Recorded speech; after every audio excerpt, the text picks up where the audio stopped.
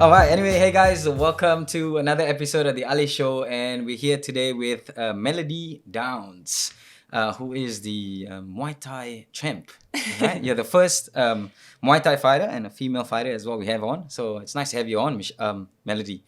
I just thought about we just talking about Michelle just now, and I just remembered, it just popped in my head. She sounds Both the same. starts with M. So. Yeah, it was a bit confusing, but anyway, Melody, how are you? Yeah, not too bad. Thank you for having me on your awesome podcast. It's an honor to have you on. And what's interesting is I was actually talking to Michelle and to another guy called Zane. I think you Zane Hopman? Yeah, he trains at Core MMA as well with you. Oh. And I was like, I want to, I'm looking at who to talk to next and who to have on the podcast and on the show. And he was like, have you thought about Melody? And I was like, oh yeah, she's actually training in Hamilton. And I was like, oh, sounds pretty good. And he actually told me about you, and he told me a little bit, and Michelle did as well. So I was like, oh, awesome, that's good, And that was when I hit you up. I was like, oh, yo, let's do the show, Cool. Yeah. So how's things been for you? I understand you just got off a fight last weekend as well, which you won the title. Yes. Yeah. Just came off a fight on Saturday against Caitlin Tucker from Timaru, and that was for the WKBF light welterweight title. Feeling a bit tired. Was it light welterweight? What's the weight limit for that one? So it was 62.8, I think it was, to 64.5 was the weight bracket, but we both weighed in at like 63.5, 63.3. Yeah. Oh, so just floating somewhere in the middle. Yeah. And you were actually quite tall. Yeah. For 63 to pull off. Wow, that's pretty impressive. Yeah, I used to. Thanks. I used to fight at welterweight, which is 66, but at the end of 2018, my coach and I decided that it was time to sort of look at lighter weights, because from an international perspective, I'm actually in the right body build for that weight class. So welterweight would have been too heavy for me internationally. So yeah. So you mean like those fighting at welterweight would be even taller than you? Bigger than me. Yeah. Wow. Yeah. Yeah, that's very tall. Yeah. Anyway, as you can see, even like from the microphone, I had to adjust it a little bit higher. So have you always been just competing in Muay Thai, or do you do like kickboxing and other stuff as well? Muay Thai is my main sport. It's the one that I'm most in love with. But I have dabbled it. I have done K1, and I have dabbled a little bit in boxing, but I'm not very good at boxing. But isn't it like, you have boxing as well in Muay Thai and in kickboxing, right? Yeah, but the thing is that, and this is a discussion that I was having with someone the other day, when you're switching disciplines, it seems like an easy thing to do, but each discipline is so different, and having to adapt to each one is actually really quite hard. Like, I found boxing really hard for me because of the way you move, the difference in footwork, difference in punching technique and everything. Like, boxers have really heavy hands, and it's not something that I particularly have, just because we're focusing on different things as well, like kicking power and everything else. But yeah, I have a huge respect for boxers in the sense that, they've honed that skill in their left and right to a point where, they've just got that knockout power and that ability to move in ways that we don't quite move in Muay Thai. So it's just a little bit different. But what's funny you saying that is like, it's just always been, even me and some of the other boxers, like, I don't think, I have a lot of respect for kickboxers and Muay Thai fighters, MMA fighters and all that, because I just never want to be kicked in the face. That's not a good thing to happen. And I was like, you obviously you get punched in the face, you get, you feel some heavy punches, but like getting a kick, for someone who has a lot of like leg power, and just like the speed and the accuracy and all that, like that would just suck, getting kicked in the face. Yeah, it does suck a little bit. But I don't know, like, it's no different from getting punched really hard in the face, to be honest. Ooh, getting punched at least is some padding, a little bit of padding, eh? But yeah, that's a different topic altogether. So when did you start compete, or when did you start learning Muay Thai? I started learning Muay Thai probably at the age of 20 was the first time I actually walked in to a proper Muay Thai club with the intention of learning and fighting. I had dabbled a little bit in it when I was sort of in my late teens, but nothing too serious. It was just more like at home sort of stuff. But yeah, age 20 was when I, you know, made a full commitment to the training of and Started to art get of like Muay a Thai. bit more serious into it as well. Yeah. Where was the first gym that you actually went to? I started at a gym called WTK here in Hamilton, under the tutelage of Master Tan, and that style of learning was very traditional Muay Thai style technique, and I feel like it gave me a really good basis to build on over the years. Yeah. So like it's like the real raw methods that they Yeah. they traditionally teach. Yeah, the real old school and the the names for the techniques that they have, like crocodile whips his tail and things like that. Like the real. Well, that's pretty interesting. I never heard of that one. But Yeah, well, what's it? Crocodile? Crocodile whips its tail, which is like another name for I don't know what they call it now, but the kick that goes up, like a question mark kick, Oh, goes yeah, up yeah. and then It goes down up into and the then neck. oh yeah, Yeah. that's another one that sucks. That I don't want Yeah. to I never want to get hit by. Hey, you! Don't forget to subscribe, like, and share this video. And so you start training over there, and were you competing at like national level and stuff like that? Yeah. So I went into the club with the intention of fighting because, I didn't want to go in there just to lose weight or just to get fit. I wanted to fight.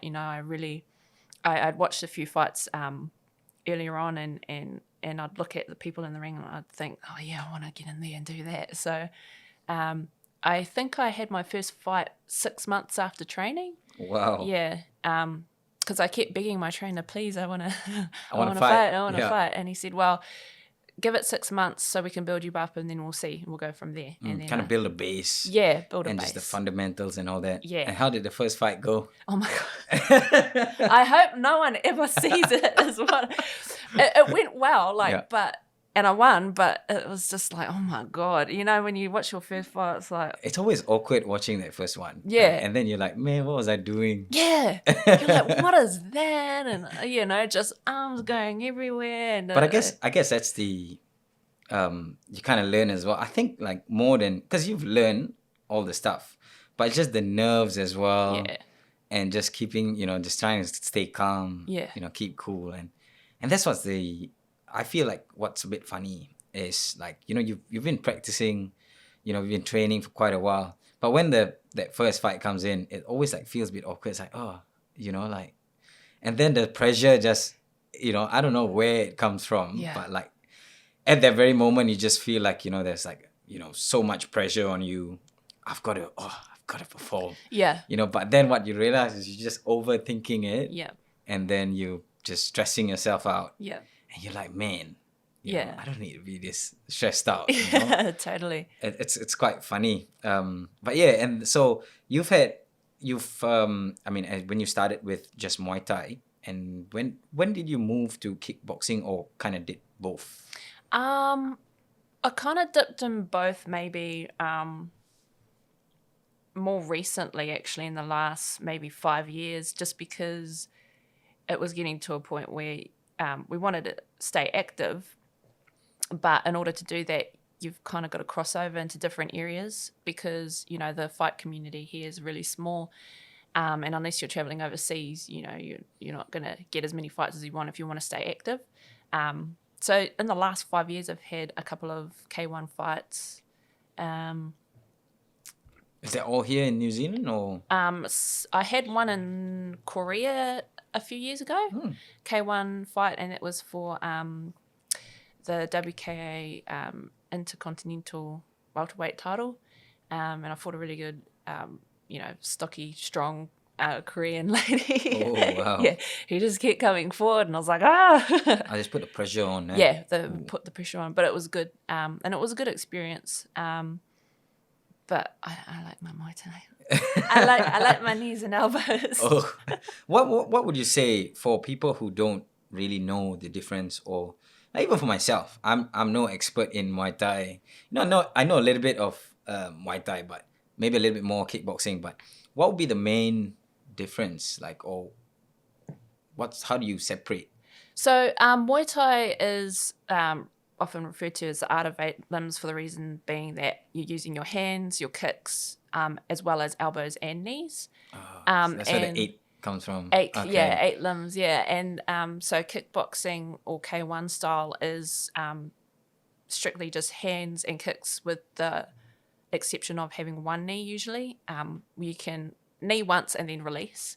Okay. But in Muay Thai, you can hold on and you can clinch and you can sweep and you can keep kneeing the crap out of the other person. Mm-hmm. So, yeah, it's a sport that's steeped in thousands of years of tradition, and it's the national sport of Thailand. And yeah, just if you're interested in watching more Muay Thai fights, I suggest looking up fights from Lumpini or Rashidam Noon, where you can see just the top level Muay Thai fighters elbowing the crap out of one. I saw actually quite some time back. I was watching a documentary on one of the Muay Thai champions from Thailand, and I can't remember what his name is. It's a guy who's the Muay Thai champ, and they were kind of telling the story behind how he get into it and all that. And I was just watching a few of the footage, and there was some, like, they're doing the street fights. And it's so crazy. Like in Thailand, they don't have to put on like a big show to have a fight. And I've been to Phuket myself, and I've seen some of those stuff. So it's like, they have it like almost every other day. Yeah. They're fighting. So that was pretty crazy. And the thing was like, it's what I liked was like they were like really aggressive, but right after the fight, they were, just like shaking hands and hugging it out, and like. But I just saw them kick the shit out of each other's faces. I was like, man, I don't know, They're brutal, man. It is. And like, they throwing like really heavy kicks as well. Yeah. Punches, kicks, and everything, elbows and whatnot. And like, right after that, the bell rings and like, shake hands. Yeah, it's good. You know, we're friends again. Yeah. It's so crazy. Yeah. Oh, what about the experience in Korea? So, whereabouts in Korea did you go for the K? Was it the K1? Yes. We were in Seoul. Seoul, yeah, which is the main.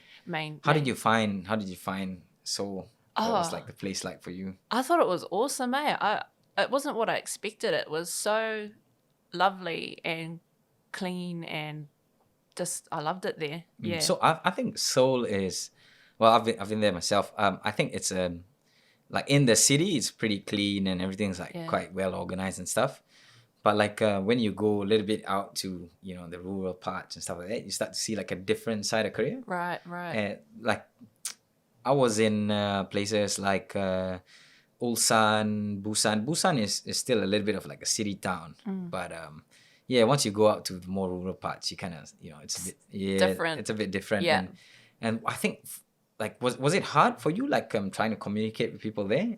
It was a little bit, but because I've been overseas a few times before, like I'm used to just communicating through hand gestures and like pointing and there's just that simple sign language. I think you've got to like learn some of the simple stuff as well. Yeah. And even like when you're going, especially to somewhere like Korea, where most of them usually just speak their own language. Yeah. You got to learn like the basic words.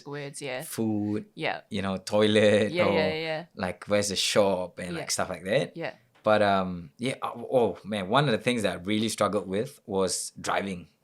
Oh, did you drive? In Korea, because I spent like altogether like quite some time, but I'll be there like months at a time, because I was working out there, and one of the first few mistakes I did was I didn't get a proper GPS. So the thing is, in Korea, like you have your GPS on your phone, right? But it doesn't really work well with their traffic. And so when I took the first GPS I took was a Korean one, so I had no bloody idea how to use that thing. Went back to I struggled for like I think a good week or so. I was like, nah, this is not working. I'm gonna go back to the place, and went back, spoke to them. I said, oh, could you give me an English, GPS? Yeah. And when they gave me the English one, I was like, man, they saved my life. Yeah. Why didn't you give me this earlier? Do I look like somebody who understands Korean to you? You would have ended up in a paddock somewhere. It was, oh man, it was so funny. And when you got the English one, it's so cool. Like it's just so easy to key in, the street names, because their street names are like long. Yeah. We have like 2 names for a street name. Yeah, like 2 words or whatever, and they have like maybe 8 words or 9 words. It's like really long. Yeah. So you with that other GPS, I was like, oh, a bit easier and just easier to get around as well. Yeah. So that really helped. But anyway, we actually went off topic for a bit, but yeah. So then Korea, and what are some of the other places that you've been to, fought overseas or trained? I've trained quite a few times in Thailand. I've been there maybe 8 times now. And I've fought over in Australia. But yeah, I just love Thailand, eh? There's just something about the whole like life Yeah. in Thailand. It's just different. It's different. I think it's like it's really laid back and Yes. very chilled as well. Yeah. And that's the other thing, you don't have to spend a lot of money. Nah. Because it's cheap. Were you in whereabouts in Thailand? Were you? I usually just hang around in Bangkok, but I've also been to Phuket for a little bit. But I think I just prefer Bangkok because I know where to go now. Like once you become familiar with the place. Yeah. Do you rent like a little scooter to just travel around? I'd never drive. Like I will die if I try driving in Bangkok. Man, the traffic there is crazy. It is, but that's the thing. Like well, unless you well, hopefully you're not like a crazy driver, but that's the thing that I see a lot of tourists who come and they just ride crazy, Yeah. Or well, if you do that, you're just asking to get hit or, yeah. get into an accident or whatever, or drive into a ditch or something like that. Yeah. I've just seen, it's crazy the number of mopeds, scooters and shit like that I've seen in the ditches caused by travelers is insane. And like you rarely see a local get into stuff like that. It's terrible. But yeah, there's they're either drunk or they're just riding recklessly. Yes.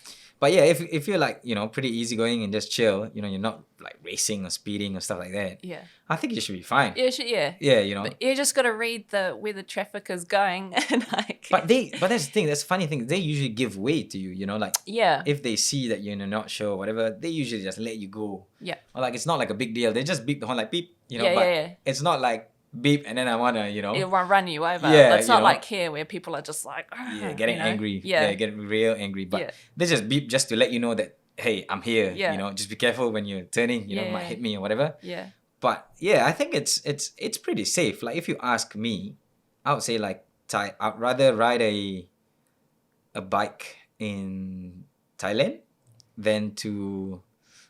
It's quite hard to say. I don't wanna. Or drive a car in somewhere. Okay. But yeah, anyway, like a busy city or whatever, it's pretty safe. Yeah. But yeah, so just in Bangkok, how's that whole experience there? Yeah. I like I say, I always enjoy going back to Thailand and training there, and just gaining valuable knowledge and experience wherever possible.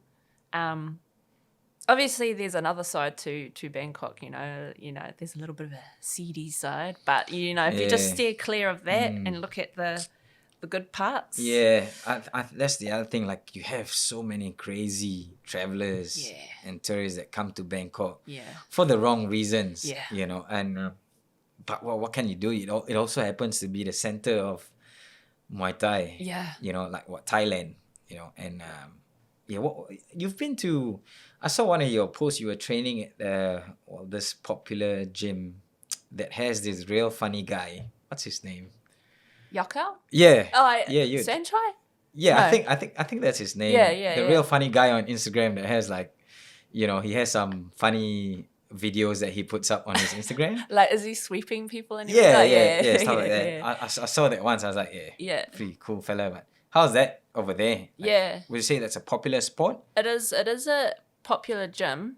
But whenever I've been there, like I've been quite lucky because it hasn't been too crowded. Because normally with popular gyms and things like that are quite commercial, you get a lot of foreigners coming to train, and sometimes that can dilute the quality and style of training that the trainers provide you, because they're sort of focusing on like a foreigner / Falang way of teaching, as opposed to like maybe an authentic style. But if they see that you're really committed and you're keen to learn, then they'll spend a bit of extra time with you, which is because good. they kind of still have to like accommodate to the people who are coming to train, so that makes it a little bit hard. A little bit. But like I say, if they see that you're keen and you're willing and you stay around after training and you're practicing on the bag, and they'll spend extra time with you if they know that you're willing to be there to train hard. How long do you typically spend in Thailand when you train over there? I think the most time I've spent is about 3 weeks. Just training full time, which is I think 2-3 hours in the morning and the same in the afternoon. But on average about like 6 hours a day. It's pretty much, you want to make the most out of the time that you're there. Yeah, definitely. Did it cost a lot? What kind of damage are we talking about? It depends on where you go. But so if you're going to one of the the big commercial gyms, it costs more money. But if you're going to, say, maybe more low key old school type gym, it costs less. But I can't really remember off the top of my head the cost all up. But it's not as expensive as some people might think. Yeah. Generally, like the cost of living in Thailand is like a little bit lower. Yeah. And I think the other one is like talking about accommodation as well. Yeah. Where you live, actually, if you want like a real posh room, obviously it's going to cost a lot more money. But I think just like I've seen some crazy ones like I think it's less than $10 a day. Yeah. Like just a real simple room with a simple toilet. Like I've seen some that have gone for like $8 a day. Yeah. Which is crazy. Yeah. That's like dirt cheap. Cheap. It's real cheap. But I guess that's that's how they kind of get people to, rent places. Yeah. But like, it's so surprising. Sometimes I just get, I just don't know how they make money to cover everything. Yeah, I don't know. Maybe I guess it's just the expenses and costs of things like that is a lot lower than what we'd see here. Expect. Yeah. That's it. Everything's just getting way more expensive, eh? Yeah. It's just crazy. It's crazy. What about in Phuket? So where did you train up in? Did you go to the Tiger Muay Thai? No. We missed it because we were actually in Patong trying to have a little bit of a holiday. Yeah. That was actually, we didn't expect that place to be so full of tourists though. Yeah, Phuket's quite busy, eh? It was busy. I can't remember the name of the gym we were at. I think it was like Patong something gym, but we only did like one training a day there, and the rest was pretty much a holiday. Relax time. Chill. Yeah, it's a pretty good place to chill and relax. I think that was one. That's where Peter Yan, the current one of the UFC champ, he trains out at Tiger Muay Thai as well. Oh, right. And that's where like a lot of the boys, from what I know, a lot of the MMA boys from CKB, they used to be training at Tiger Muay Thai. Even Brett Riddell, he used to be there. He was a coach there for a while as well. Yeah. So like it's not uncommon for the fighters over here to have trained there or spent some time in Thailand. Wherever it might be, whichever gym, which is pretty cool. I guess that's the thing. Like if you want to learn the origins, and like the real raw kind of material, kind of have to go to where it came from, and learn that. Like you can learn stuff here, but it's a different, a different way of teaching. And hey, you, don't forget to subscribe, like, and share this video. I guess when you teach someone else the style, and then they add their own flavor, so along the way it kind of changes. So when you go to like straight to the source, yes, it doesn't really deviate too far. It's way different. I just remember there was this one time we were training out of Master Tori's gym, and we spent a bit of time with legendary vet of the fighting world, Diesel Noi. he was known.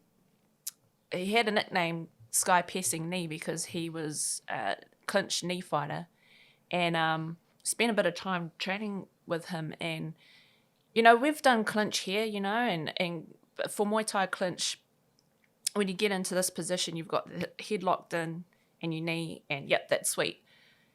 When he did it, it felt like a blimmin' anaconda was around my neck, and he's like 60 years old, right?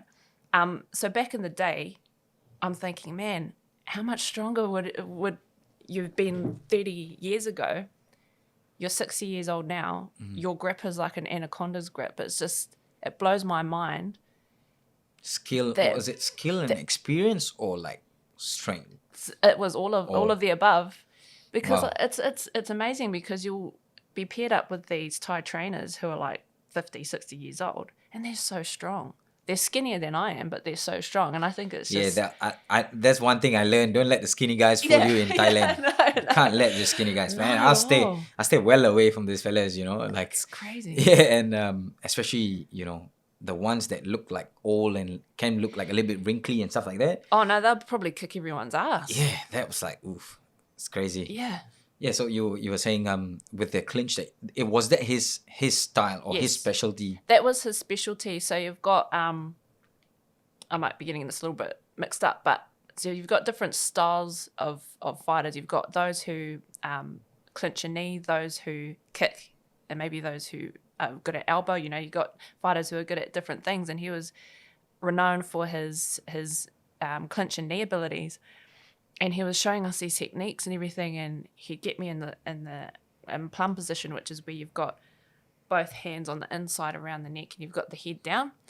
And when you're in that position, you're supposed to squeeze in tight so you get a good grip on your opponent, so you can then manipulate and move them around. And when he did it, I was like, oh my god.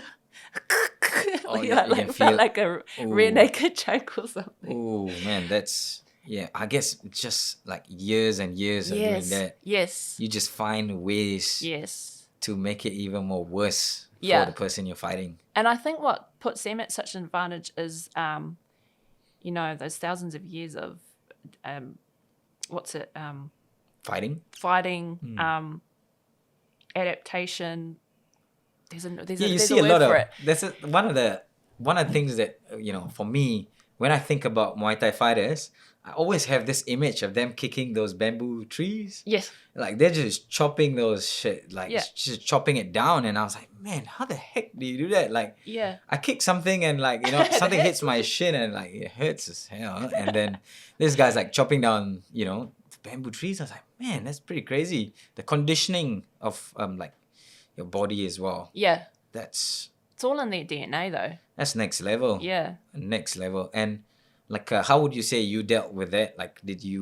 Was it easy for you?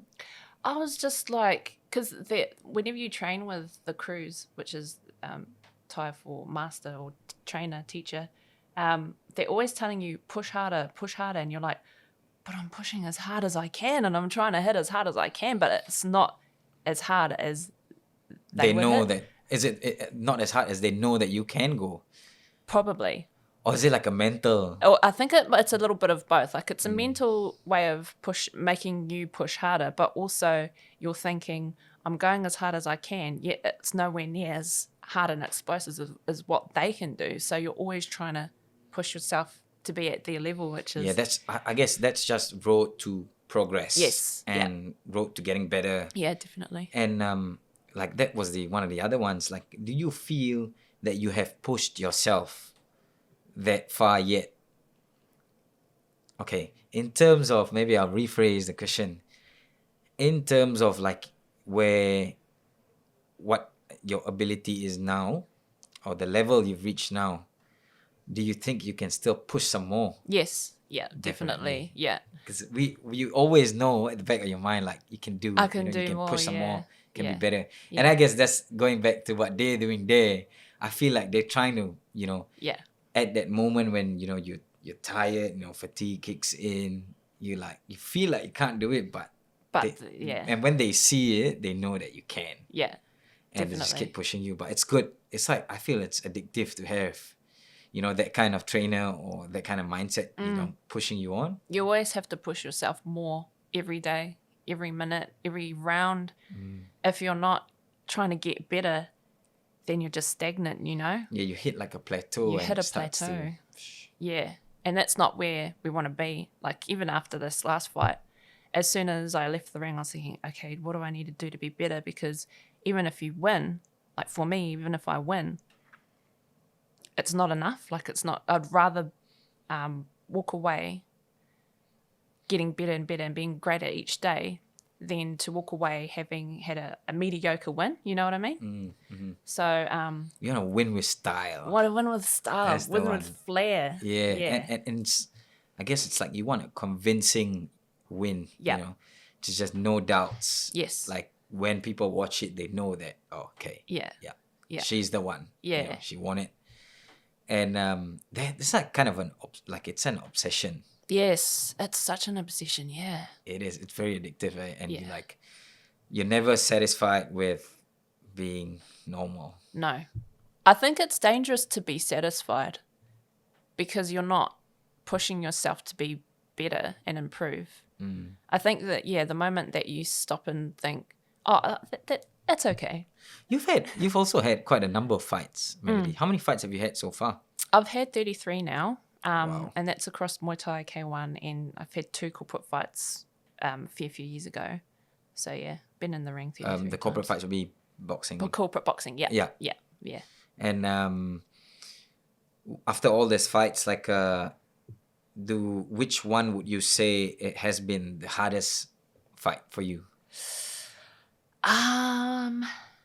It's a hard question to answer because I feel like every fight in its own way is hard, but I think the one that probably sticks out to me most is when I had a rematch with a chick named Steph Glue, who's number 1 welterweight in Australia, and also she's 2-time IFMA Muay Thai gold medalist. So I would actually rate her as the number 1 welterweight in the world if she gets a chance to rematch Dorena Bars.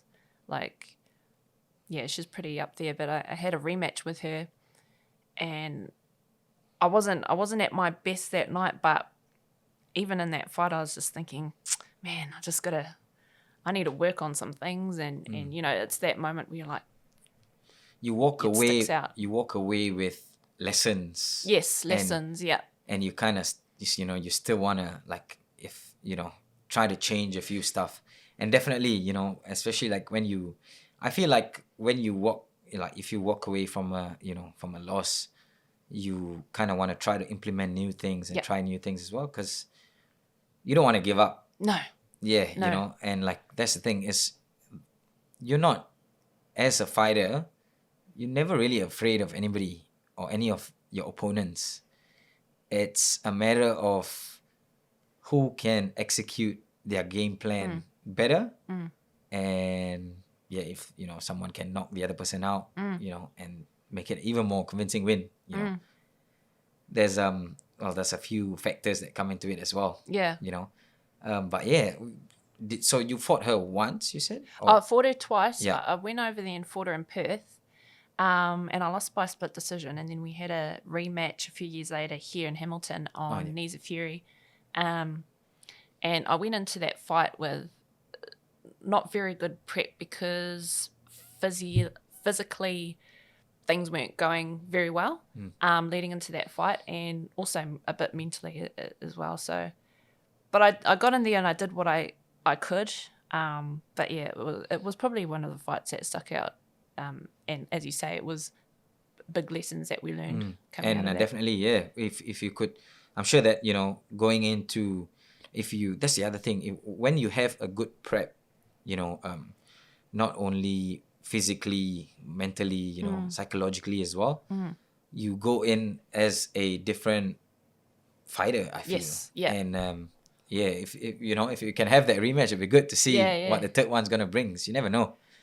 Talking about like physical damage, how has that, it's a very, kickboxing and Muay Thai, it's quite a brutal sport. Have you had like any serious injuries or?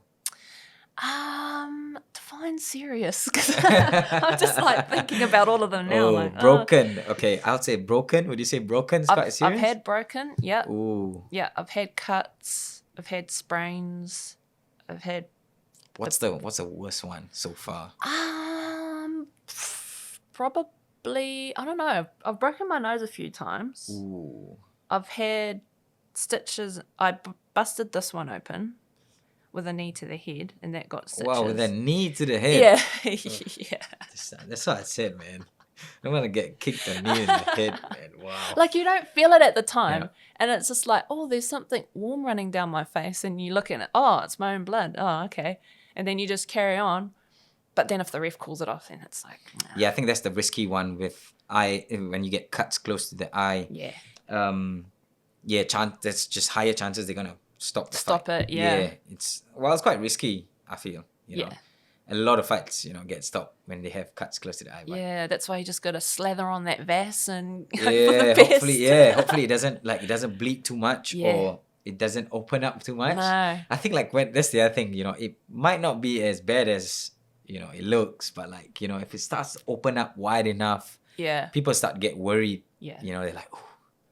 And because that skin right there is quite thin on your brow bone, like when that split open, you could see the bone, and it was probably, it was a bit gross. Like you could lift it up, and the skin was like, it's a bit too much detail. How many stitches did that one take? Oh, it was only 12. It's not only Some people have like 20 odd stitches in their head from one cut, and it's like but I think anything above 10, that's gotta be it's quite a few stitches. Okay, for people wondering, it's got a few stitches. But yeah, broken. What about broken bones? Yeah, so I broke my toe Your toe. on the elbow of this other fighter, Katie Quick, that was in a title fight. And it sucked because the following weekend I was due to fly out to the World Champs in Thailand. So all through my prep in Thailand before the World Champs, I was in a moon boot. I couldn't kick. I couldn't train other than my hands. Like I couldn't run anything. And You're training in the moon boot? and then like the champs came along and was like, nah, screw it. I'm just going to do it. I came all this way. Wow. Yeah, and I ended up fighting 3 times with my broken toe. Shit. But it was fine. Yeah. You just submerge it in some ice water afterwards. Did your opponents know about that broken toe, or did you just try to play it off? I think my third opponent, their coaches cottoned onto it because I had it a little bit strapped, and they're like, no, you got to take it off. And if the other party complains to the officials about any strapping that you're not supposed to have on, then you have to take it off. So. Oh, shit. Okay, so you're not allowed to have like straps on the toe. No. Where would you be allowed to have straps? Like ankle? I don't think they No? because that's pretty strict. The rules are pretty strict. So wow. yeah. So they So they kind of caught on to it and they realized yeah. Were you kicking less, or were you kind of trying to protect that? Because usually when you have somewhere that's injured, you kind of bring it away from fighter? It was the same. Like I kicked the same amount of times. Man. Because when you go in there, like here's the thing: if you're going into a fight and you're facing some form of adversity, you need to just put that out of your mind and focus at the task at hand. Because if you let it play on your mind, you're not going to fight your best fight. So we just went in there, pushed it aside, did the fight, worried about it afterwards, and then did the same thing for the next couple. Wow, that's pretty crazy with a broken toe. And like, it must have hurt like every step, every kick. I just didn't think about it. Or was it the adrenaline? Maybe, it was adrenaline, yeah. That kind of, you kind of forgot about the pain. Yeah. Focused on, obviously when someone's in front of you trying to knock your head off or trying to kick the shit out of you, my toe is not going to be the biggest concern right now. Yeah.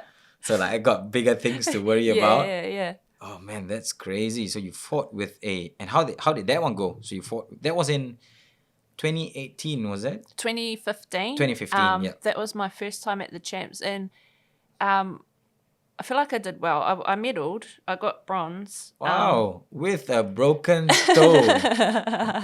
Wow, that's crazy. I wanted the gold, but didn't work out. That's all right. But yeah, big lessons learned through that How experience as often well. do they have this Muay Thai World Champs? They have it every year. Oh, every year, yeah. Yeah, I wanted to go this year, but obviously with COVID and everything, like getting in Well, the let's way. not even get started about this year. This Yeah. year has just been a roller coaster, eh? Man, I just I feel bad for all the fighters who've been training so hard, and it's just been so up and down and uncertain. But it's encouraging to see so many people staying active and picking up what they can when they can. You know. Yeah, definitely. I think that's the other one. If you slack, and it's just not it's just not only like your condition, your body condition kind of drops, so physically, it drops, and Yeah. mentally it Yeah, drops as well. But I think the mental one's the bigger one. Yeah. If you allow your mind to start to play tricks on you, Yes. it's just going to be like everything's just going to go downwards from there. I think that's with everything and fighting in general, because I'm a true believer that the number one thing that you need to exercise most is your mind, because you can have the greatest skill on the planet, but if your mind's not there, your fight's not going to be there. You're always going to hold back. You always, you won't really reach your full potential. Absolutely. That's crazy. You mentioned about that, like, we've been talking a bit about that, having that, building up that mental game, and just getting to another level, of belief, and of knowing your potential as well, and just always reminding yourself. Yes. I think that one's like, really important. Yeah. What about some of the what has been, so you've traveled, obviously you've traveled a bit, fought like almost quite a few places, right? What has been like some of the crazy or cool experiences that you've had? Man, I feel like all of them are really, but obviously Thailand being crazy Thailand. Yeah. There's been some like interesting things that happen there. Tell us, give us a good story. Actually, it's pretty sad. Like when we were at the World Champs, that's when the Bangkok bombings were taking place, and it was just down the road from the venue. Oh, I remember that time. Yeah, and we were all freaking out because we're thinking, what's going to happen? Are they going to target that event? Because there were so many people So there. many people at one place. Yeah. And there was just a bit of fear and uncertainty going on around that time, but they amped up the security at the venue and checked under all the, areas and the seats and tables, stuff tables like that. and everything. Wow. Yeah, it threw a few people off actually, but that was a bit of a crazy time. Yeah, definitely. It must have been like, these bombings are not a joke. No. No. It's... And a lot of people got hurt in that. And for it to be so close to where we were. Yeah, there was quite a few deaths, if I remember. Yeah.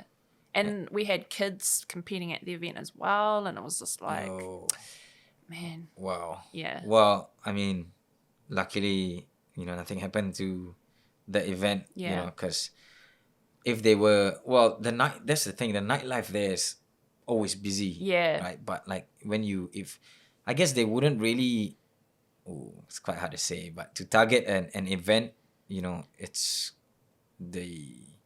how much damage is going to cause, it's like another level. Yeah. It was a scary thing to think about. But we're grateful that that nothing more had happened around that, that it didn't get any worse. Yeah, that was like the bombings actually happened like few areas, eh? Yeah. That's crazy. Yeah. It's crazy, man. I don't get it. I don't get why people do this. No. It just doesn't make sense to me. Like, what do you really achieve? I know. By doing these bombings and that sort of thing. Yeah. Yeah, it's crazy. It is. It is something that doesn't make any sense. I think for people in their right mind, it doesn't make sense. Yeah, and that's the thing. Like, I think one of the ones was, if I remember correctly, they were targeting tourists. But what you don't realize is there's also a lot of locals there. People who work there, or could have been somebody just passing by, Yeah. or they're locals, and they are your own people as well. Yeah. Well, I believe everybody is, like I believe like we all brothers and sisters. Doesn't matter what color you are or where you're from or whatever. But like still, there are still local people there. So for you to do that and to hurt your own people, like it just makes you a dick, Yeah. a bigger dick than a Yeah. dick that you already are. Yeah. Ooh, Like, so dumb. but we know that. Like, we're Yeah, it's Yeah. it's crazy. And then talking about like the one that we had here as well. Let's not even get into Oh that. yeah. But yeah, that's crazy. And so that happened like was it a few the day before or a few days before the actual event? I think it was a few days into the event actually. Yeah. Wow. Yeah. That's crazy. But it's good that they actually still put it on, but they just amped up like the security. Yeah, put extra precautions in place for Yeah, everyone's safety. you gotta have to be Yeah. And I guess it might have scared off like a few people as well. When something like that happens, usually it tends to be less people going out after that. Yeah. Because it might affect it a little bit. You Yeah. know? But I'm glad that it actually went through and you guys managed to compete. Oh, actually, I want to talk about some of the belts that we have here. Yeah. Could you tell us some stories? Where's this belts from? Let's start with this one here. Could you tell us the story behind that? That is the NZMF welterweight New Zealand belt. Yeah. And we got that 2 years ago fighting down in Timaru in the South Island. Oh, cool. Yeah, that was a cool time. And that was one of the belts that I've, tried to work hard to get for quite a while. Wow. Yeah. Was it like was it like an eliminator series thing, or was it just one fight? Just the one fight. So yeah. you and the okay. Yeah. Okay. Yeah. And that was in the South Island. What about this one here? Is this the recent one? It looks like the recent one. This is what the recent one looks like. I haven't quite got my recent one just yet, but that's WKBF New Zealand welterweight title there, and then over here I've got my other one. This is the WK Intercontinental belt that I got in Korea. Oh wow! Yeah. So it looks pretty cool as well. Shiny babies. Yeah, it is, and it's a good size as well. Yeah. Hearty. Yeah. And it's quite a hearty belt. Yeah. Yeah. And so with all this belt that you're accumulating, what is your next target? Or what's your plans now? I got my name down for a few things over the next couple of months. Nothing's confirmed for those ones just yet, but I'm going to be in an 8-woman in Timaru in November. Wow. So like 8 of New Zealand's top female light welterweight fighters, all in the 8 women. So I'm really looking forward to. Is that one kickboxing or Muay Thai? Muay Thai. Muay Thai. Yeah. So yeah, that should be a really good show. And then other than that, we're obviously trying to. What's the name of that event? It's Vendetta. Vendetta. Yeah. Oh, was this the one that Michelle was talking about? Oh, that was a different one. I'm not sure. Okay. Yeah. It's like King in the Ring, but now it's Yeah, it's like King of Queen- the Ring, but Queen in like the Ring. ladies. Queen in the Ring. That's Yeah. the one. They should put the Yeah. name Queen in the Ring. I Yeah. think that would be a pretty cool event. Yeah. I would say there will be just as much people who want to watch that as the King in the Ring. Yeah, hopefully. Yeah, it'll build up. Like Yeah. it might start small, but Yeah. it will build up. Yeah. That's the thing people don't realize is female combat sports is on the rise, and it's going up fast, so it's just people just slowly coming in, coming on, jumping on board and like watching as well. Yeah. I think it's just as competitive, it's just as brutal, we've seen some big fights in this year, like female Yeah. women's fights, and like especially in the UFC. Yeah, definitely. It's insane. And even boxing as well. Yeah. There was one, I think there was just one boxing fight that happened quite recently. I don't know. Cecilia Breckles. Cecilia Breckles, yeah. Yeah. Is that the right pronunciation for her last I name? think so. Breckles. Breckles, yeah. Yeah. But she lost. Like she's a really good boxer and she's been holding like so many belts for so long. Yeah. And then she just lost that last fight, which was like and I was quite surprised actually, but the other competitor, she actually like put in a lot of work, a lot of effort, and like you could see that it was quite a dominant win. Yeah. And that's just so awesome. And what I loved about that fight is how Cecilia actually handled herself after the fight. It's so crazy. And she was like genuinely happy for her opponent who won. And she was like, I think it was quite funny as well. In the interview after that, they tried to, you know how the interviewers try to, like when you lose a fight, they try to make you say something bad about your opponent and stuff like that. But she just like kept on, like saying that her opponent actually did a really good job.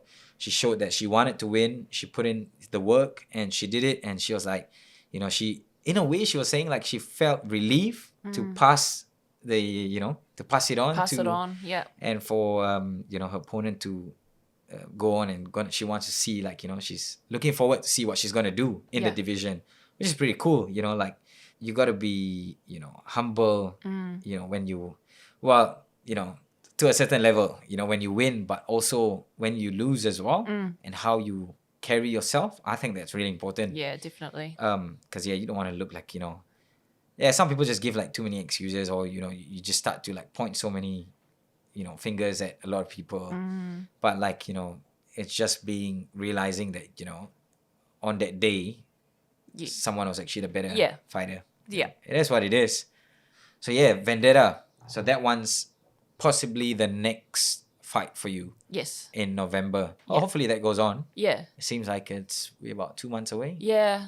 We have fingers crossed that nothing else, pops up COVID wise. But we're still training as though it's going ahead, all as planned, and really looking forward to that one. I hear you're looking forward to competing in one championship as well.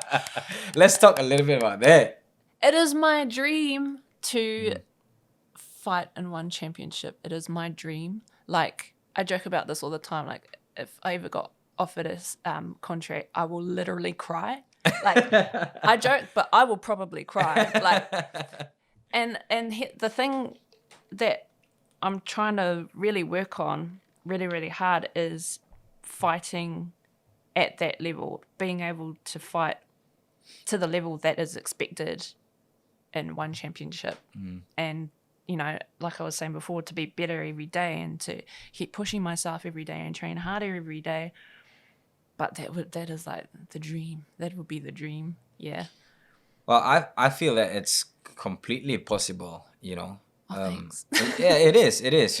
While you here now, you're still working, you're still putting in the work, you're still fighting, you're competing, and that's just like every fight you have, you're just one step closer to that, to getting what you want. And it is like, one championship is a big it's a big organization, and I remember I heard on a podcast somewhere that one championship is actually huge. Yeah. In terms of like the monetary value of the company, It's viewership. massive. Yeah. And especially in Asia as well. Yeah. Can't beat the numbers in Asia, UFC is huge, but like, because there's, it makes a lot of money, but it has a lot of light to the UFC. But in the Asian, what I didn't realize as well, like, people were telling me, in the Asian countries, Asian communities, like, one's huge. Huge. It's massive, yeah. It is. And like, they got like a lot of money. Yeah. A lot of money. And I don't think it's impossible. If you really want to do it, I think anybody can do whatever they want. You just gotta work hard enough. Work hard, put your mind to it, From what I can see in what you're doing just exactly that. And it's just a matter of time. You're gonna get that contract and you're gonna get in. I hope so. I hope so, mate. Definitely. I believe, that's the other thing. I look at a lot of fighters here, and sometimes, like, people paint that image that it's so hard to get, but it's really not. I've met people who've done like big things, and achieve big things, and it's not. Like, really, you just got to put in that work. Yeah. And it'll come to a point where when you're there, it's just normal for you. So it's just about always, going up a level. Yeah. And once you're there, it's going to be, you're going to keep improving, progressing as well. And obviously towards being a champion, like, that's how your mindset's got to be, looking forward always, And I'm sure you'll get there, you know, and wish you all the best for you. that. And it's just a matter of time. It's for like the people who are watching this episode now, this podcast is, what would you give advice to them? Or what would you want to say to the people watching? I'm sure there's you have quite a big fan base as well, you know. people looking up to you, and I'm sure there is, you know. You may or may not know. That's the, you know. What would you say to them? I would say, in fighting and in life, the one thing that will get you where you want to be all sits up here, you know? And I was saying that just before. If your mind is there, the rest is easy. If your mind's not there, then it won't happen. And it just really comes down to your attitude, your approach, your thought processes, and pushing yourself mentally, and even finding situations of adversity to work through as part of that mental resilience. And one person who I think is a real great example of that is David Goggins, you know? David Yeah, he's a badass. That guy's a badass. Everything that I've heard him say is 100% correct. Like, not caring about what people think, putting the work in, not making excuses, finding situations that actually make you feel uncomfortable or contribute to you being able to have that mental resilience to do whatever it is that you want to do in life. Like, nothing else, everything external to that, other than your family, and, you know, obviously those things are really important. It doesn't matter. What people think and say about you doesn't matter. What matters is training this up here so that you can go out there to do what you want to do and be who you want to be. Wow, that's really powerful message. And I think you might have just done it better than David Goggins himself. I gotta throw a few F words in there.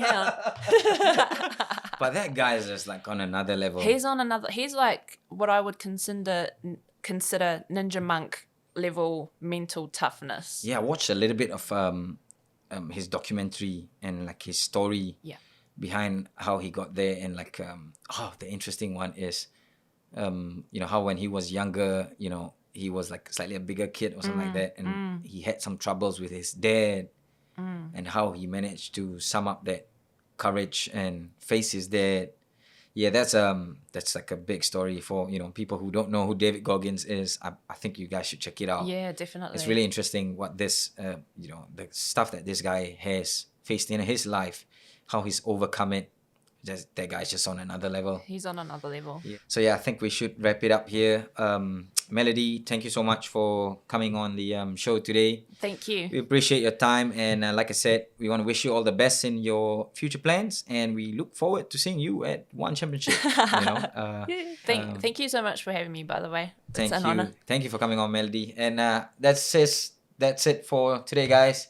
Thank you so much for watching, listening, whichever. It's on YouTube, Spotify. I'll put up your socials as well. You're on Instagram, Facebook. Yeah. And you actually have a YouTube as well. Yeah. Melody actually does it. I'm useless at my YouTube. I can't do anything else except for Facebook and Instagram. But I'll put up links for those as well. So guys, support Melody, watch her journey, and you know, just the road towards where she is going to be in the future. So we'll put that up as well. And yeah, that's it. That's us. Awesome. Thanks. Boom.